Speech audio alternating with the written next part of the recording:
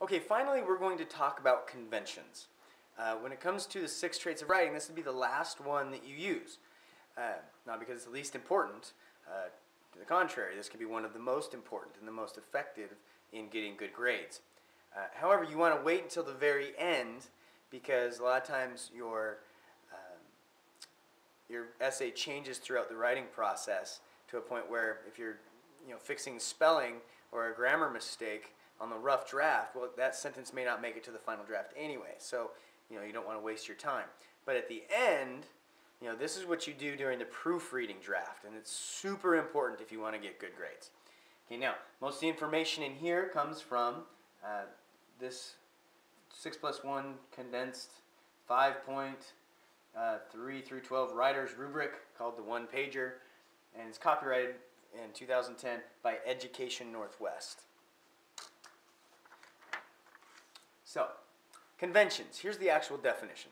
The mechanical correctness of the piece, spelling, punctuation, capitalization, and grammar usage. So all of the details, all of the black and white kind of items about your writing, they come through here. Spelling, punctuation, capitalization, and grammar. Those are the main 4 units here. Okay, now number 1, your writing should have correct spelling. Okay? There should be no misspelled words in your final draft. That's why it's a final draft. Now, if you're taking a spelling test, of course, that's what they're testing. But in a final draft, you have all the resources at your disposal. You can use a dictionary. You can look them up. So if you're not sure about the spelling of a word, you need to look it up. And I mean by sure, I mean if you're not 95% sure that that word is spelled correctly. Some people even say if you're not 100% sure that that word is spelled correctly, you need to look it up. Make sure that you don't lose any points for something as simple as not checking a word in the dictionary. Okay? Don't count on spell check to fix your errors. Okay? It makes mistakes. It's a computer, I know, but the way it's programmed, it won't recognize context spellings, which depends on which type of that word you use. So a lot of times it will tell you that a word is correct even though it's wrong because it thinks you mean something else. Okay? Now spelling includes using the correct form of words like its and its, theirs, and theirs, there, and there. And there's a number of words that are kind of like that. So you want to make sure that you read it over with a fine-tooth comb. And it's hard because at the end of your paper you're kind of done with it, But if you can look it over and read it out loud, it'll help you correct a lot of those errors. Okay, your writing should have perfect punctuation. Perfect punctuation. Again, you have resources in a paper, so you can look these things up. All sentences should have proper end punctuation. This is a very simple and old rule that you've known for years and years. Okay, all sentences end with either a period, an exclamation point, or a question mark. Right? And you need to have one of those things at the end of your sentence. Okay? Now, B, check your rules for quotation marks, parentheses, and underlining. Now, titles of books, stuff like that, those kind of rules are very important to understand.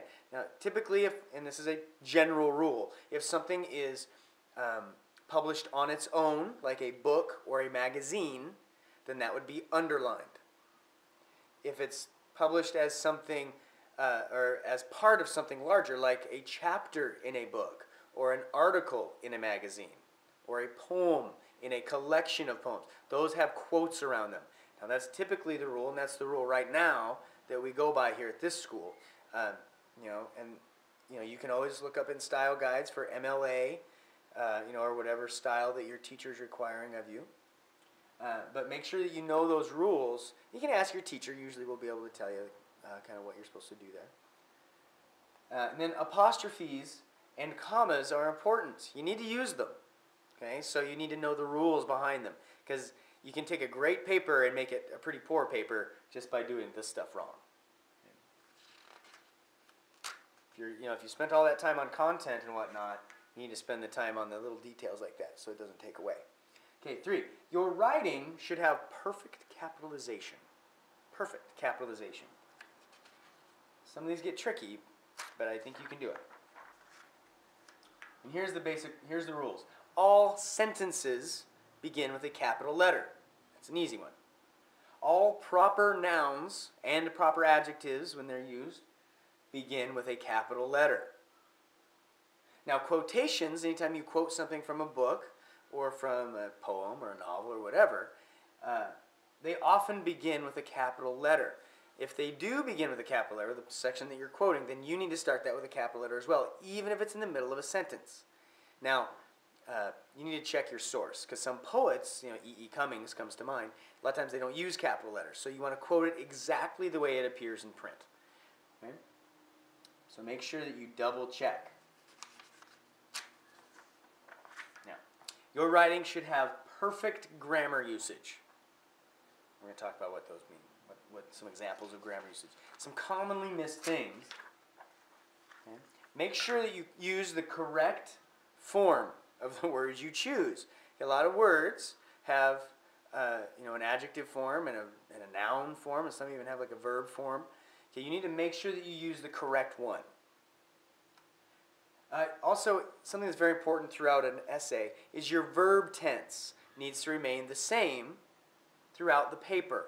Okay, you don't want to start a paper, especially an essay, in past tense and then move into future tense or present tense without a reason for that transition. Now, there are times where that's okay, but you have to make it deliberate. Okay, it has to be a reason for it.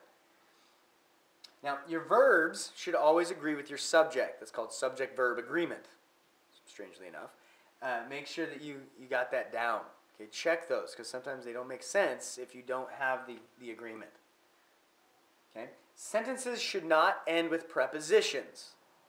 Okay? That's kind of ever. Now, when we talk, we often do end sentences with prepositions. Now, that's called vernacular, and that's typically accepted. However, in an academic writing, where you have a chance to manipulate the sentences however you want to, you need to make this a perfect rule. Now, there are some prepositions that work also as adverbs. If in that sentence it's working as an adverb, then that's not that big a deal. You can end a sentence that way, but you cannot end it with a preposition. Okay, a classic example is like prepositions are a poor kind of word to end a sentence with. That sounds weird. It's because you ended with a preposition, or I ended with a preposition. You don't want to do that. And again, you can always ask your grammar teacher, your humanities teacher, me, if you need some clarification on these things. Now, key question. And here's kind of boils down the whole idea of working on conventions. Is this paper as perfect as I can make it? If it's not, spend the extra 10 minutes. Go over it again with a fine-tooth comb. Find those mistakes. You work really hard on your writing, and you don't want to lose some silly points because you didn't check for spelling or punctuation, or you left some capitalization errors in there. Okay, that's a waste. You have a great paper, and you can blow it with some conventions issues. So, thank you for watching these 6 traits videos. If you ever need to review them, just go back and check them out again, whichever one that you need to look at. Okay? Thank you.